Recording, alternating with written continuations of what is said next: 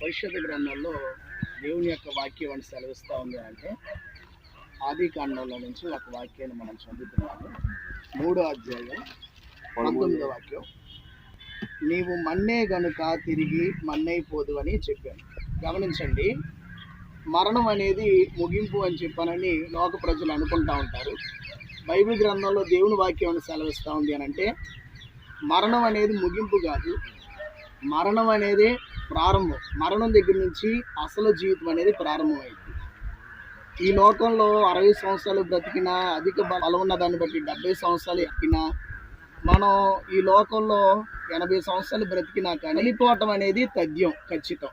చనిపోయిన తర్వాత ఈ ప్రాణం ఎటుపోయిద్దు అని చెప్పని అనుకుంటారు, కానీ వాక్యం ఏం చెప్తా ఉంది అంటే చనిపోయిన తర్వాత అసలు జీవితం అనేది ప్రారంభమైంది. ఈ లోకంలో మనం బ్రతికేది 70 సంవత్సరాలు, 80 సంవత్సరాలే, కానీ చనిపోయిన తర్వాత మన ఆత్మ మాత్రం యుగాయుగాలు మనం జీవించేదిగా మన ఆత్మ అనేది ఉంది అని చెప్పి వాక్యం చెప్తా ఉంది. దేవుడు ఆదాముకి ఆజ్ఞాపించాడు, ఆ చెట్టు యొక్క ఫలమును, మంచి చెడులు తెలివినిచ్చేటటువంటి వృక్షం యొక్క ఫలాన్ని తినవద్దని చెప్పి దేవుడు. అయితే ఆదాము దేవుడు చెప్పినటువంటి ఆజ్ఞని అతిక్రమించి ఫలం తినటం వల్ల మరణం అనేది లోకంలోనికి ప్రవేశించింది.